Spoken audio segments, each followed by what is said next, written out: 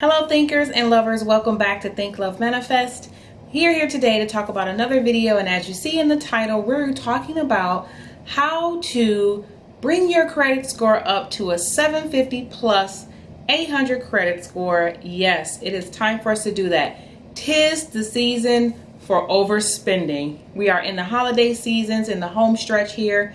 Christmas is coming up right around the corner, and this is the time of year where so many of us get caught up overspending and overshooting our credit. So how do you get that credit to a score where you can get that home you want, that car you need to get around, and just to be able to live in the freedom in this country that seems to revolve around credit? Now, I'm not saying that I agree with the fact that a lot of things in this country revolves around credit. However, it's the lay of the land. And in order to get things done, to open a business, to drive your children around, to live comfortably, we need credit. So let's just jump right in. What is credit?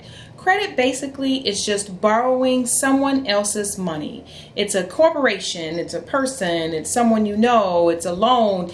It's money that is not yours that is being borrowed so that you can make a purchase. This can be a mortgage, this could be an auto loan, this could be a store card, but essentially you are using someone else's money in order to make that particular purchase. And that is what credit is. Now, in our country, we have three major credit reporting bureaus, and that is TransUnion, Equifax, and Experian. Now, at any given time, a creditor, someone who extends credit, will report your habits, your paying habits, and your spending habits and your borrowing habits to one of these three or all of these credit bureaus at one time. So it's important to make sure that you're maintaining the report that they hold on you, because that basically tells the story about you and your credit. You are more than just your credit. However, abundant living and living an abundant life does require some diligence, some responsibility, and some stewardship of the money and the credit that you currently have. So let's go deeper. What are the different types of credit loans that are reported on your report? You have the revolving loans, and you also have installment loans. Revolving loans are those loans that are credit cards. Those are loans that, those are credit loans where you make a purchase, it goes toward a limit or a balance, and you continually pay on it or pay it off every month, every week, however you choose to do it. An installment loan are loans such as car payment loans or mortgages. And those are loans where you borrowed a set amount of money, $200,000, $30,000, $40,000, and you're making a payment toward that loan as an installment to pay that debt back to that creditor. So those are the two types of loans that are reported on your credit report. Now, what also is reported on your credit report are any debts that you have not paid that have went to collections. For example, utilities, cell phone bills, and other small bills of that nature are typically, like a cable bill, are typically not reported to your credit reporting company or agency or your three credit bureaus. However, should you not pay those bills will be transferred to collections, and the collections company more than likely will place that debt on your credit report. So then it will follow you around for the next 7 years if you never pay on your credit report. Even if you do pay that collection, it will still follow you around unless they choose to remove it from your report for the next 7 years. 7 years is the key to having any old or inaccurate information removed from your report. You can have inaccurate information removed from your report, but old information is carried around for 7 years. So you want to make sure you keep that in mind.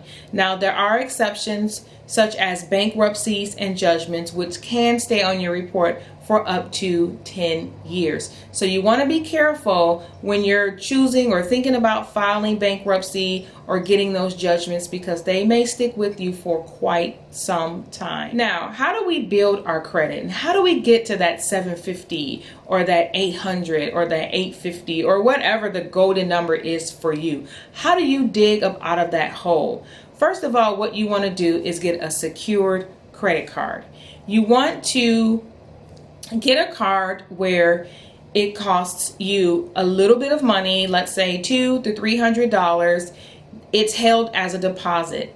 Then you make purchases against that amount as a form of credit. Once you make that purchase, a small purchase such as buying milk and bread, or paying for a tank of gas, or paying for your lunch for the week, and then you pay that off at the end of the week, at the end of the 2 weeks, or at the end of the month. But you never want to borrow more than what you can pay back within a month. That is called being credit responsible. You want to make sure that you have a plan. And if you are going to borrow more than what you can pay off in a month, you do have a plan in place so that you can get that paid off quickly. We'll talk more about that in a second. The second thing you want to do is look for maybe unsecured credit cards. If you already have a secured credit card and you've had it for a while and you've been working with it and your score is slowly creeping up, you may be ready to go into a regular unsecured card. I know some banks will first give you a secured card and then transfer that card over to a secure card once you've proven yourself to be credit worthy. Check your bank, check your credit unions. Those types of places will give you an unsecured card sometimes with a lower score. Also, another good place to check is Synchrony Bank.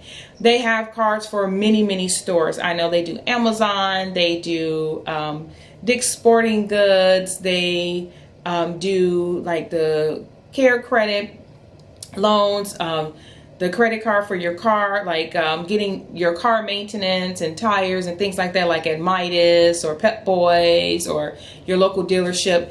Those types of cards and that particular bank, I know for a fact, will usually work with creditors or with folks who have a lower credit score in order for you to build your way back up. Now, it does come typically with a higher interest rate.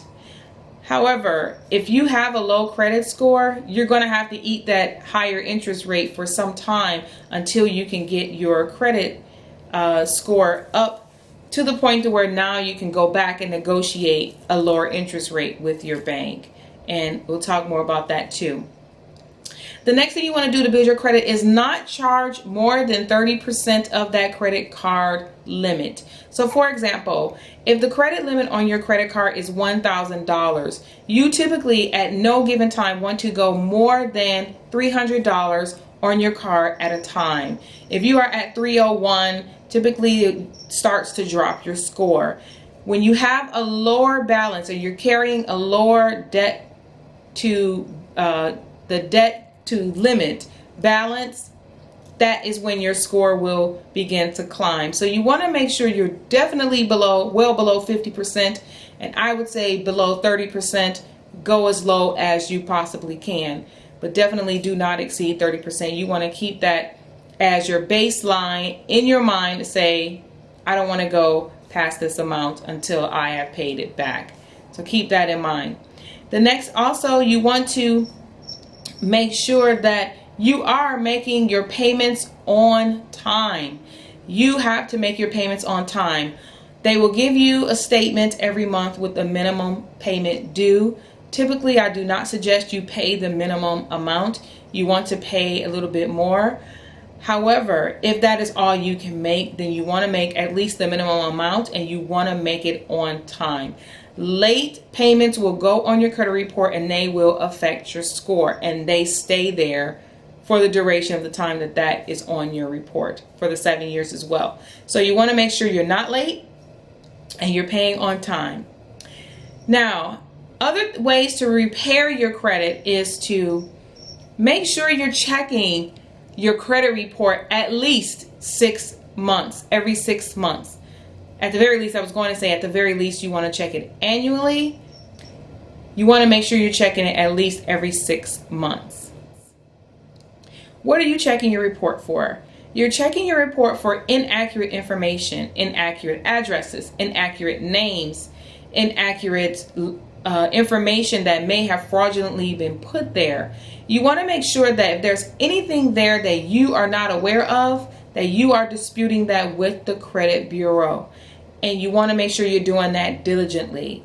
There are ways, tips and tricks and all kinds of things, flips that you can find out all over the internet. Just use Google or Facebook. And there are ways that you can get some of these things off your report. Another good way to get things off your report is to try a credit repair company. I have tried a credit repair company in the past. It did do an awesome job cleaning up some things that were on my credit. So it is something that I suggest. They're becoming very prevalent today because a lot of folks are struggling with credit issues. So you may want to look into credit repair as a way to repair your credit quickly. Okay, so I just had to pop in here really quickly because I wanted to make sure that I offered you the Think.Love.Manifest Do-It-Yourself Credit Repair Kit. Now, it's quite possible to repair your credit yourself. This kit will have over 20 different letters and instructions on how to repair your credit yourself by using these letters. It's super easy. It's proven. It works. All it takes is a little patience and some diligence on your behalf. But with that, you should be able to see results on having adverse or inaccurate information removed from your credit report in no time. Now, the special offer is limited time only, regular price $36, but I will offer it to you for $18 for limited time only. Yes, the link on where you need to go in order to make the purchase will be below in the description bar, so please make sure you review there. Thank you so much. Back to the video. There's two things you're going to have to do in order to get your credit report back to where you need it to be, or to the 750 to the 800. You're going to invest time or you're going to invest money. And in both cases, you're going to invest the time because credit scores don't shoot up very quickly. It's going to take some time.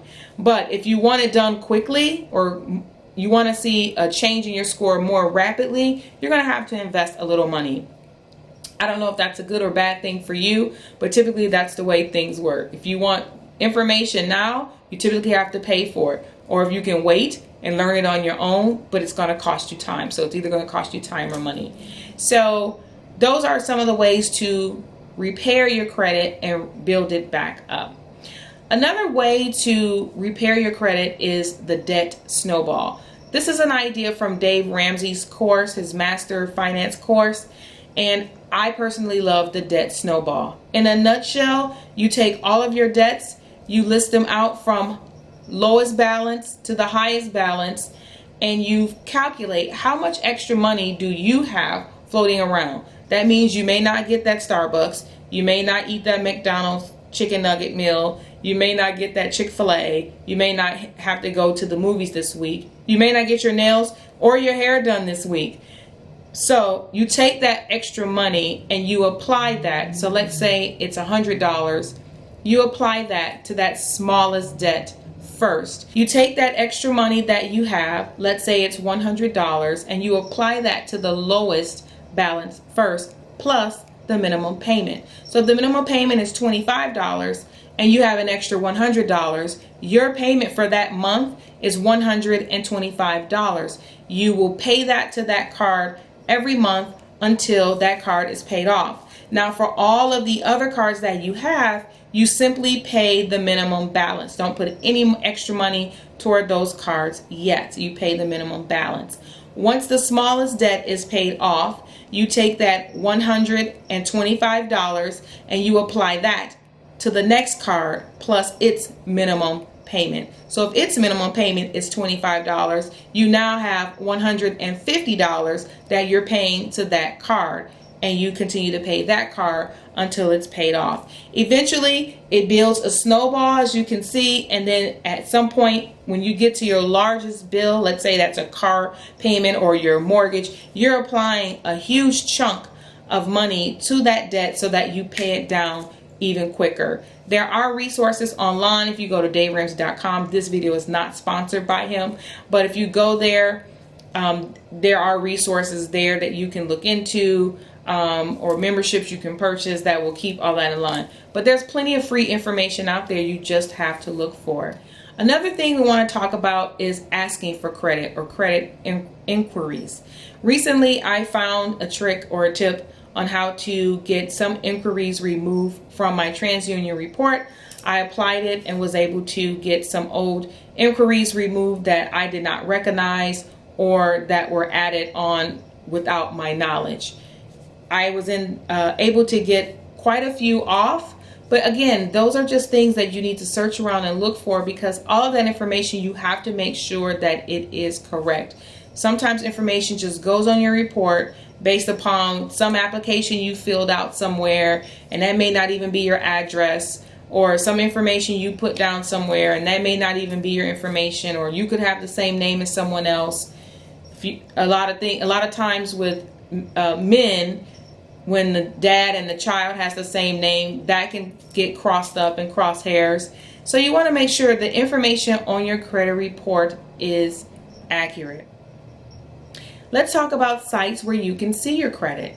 Credit Karma is the site that I use. There's also Credit Sesame and maybe some other sites that are out there. I know a lot of credit cards now are actually offering free credit scores and for the ability for you to watch your credit. Capital One has it. Bank of America has it now. So a lot of the banks are becoming more credit aware for the consumer and helping the consumer to become more conscious of where they are with their credit, because it makes them more money simply. So the more conscious you are of your credit, the more money they make. But the tools are out there. I use Credit Karma quite frequently. I believe it updates your score every 7 to 10 days. Now, the score that you get on Credit Karma is not the exact score that you would get from your FICO credit score report. FICO is the governing body or the governing agency or the governing institution of credit scores and how the credit scores are reported. You get 3 from each of the agencies, and Credit Karma typically pulls the TransUnion and the Experian now.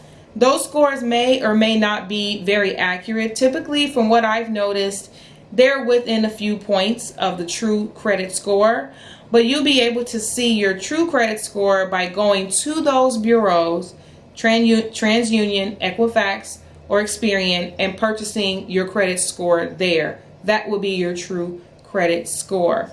Every credit lending institution, they use different scores from different places. So you can get your FICO score and it can be a 659, and then you go apply for a mortgage and they say your score is a 630.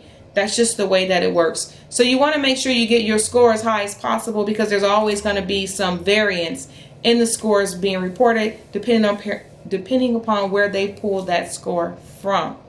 So with a little time, with a lot of patience, with some hard work, you can build your credit score to over a 750, 800 score.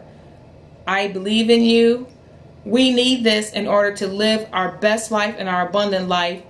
You don't have to use your credit once you build that score to where it is, but it opens up so many other doors for you.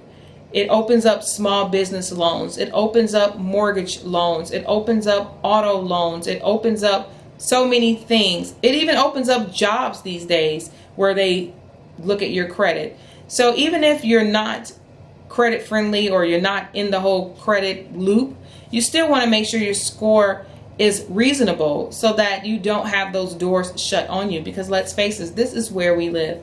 And in order to live our most authentic life and the best life, we need to be in line. We need to be a good steward with everything that we have, including our finances. So thank you so much for watching this video. If you have not done so already, please like and subscribe. If you have any comments or any topics that you would like for me to talk about on this channel, please drop them in the comments below and I'll be happy to address them. Again, my name is Ayana. This is Think, Love, Manifest. Until next time. Bye.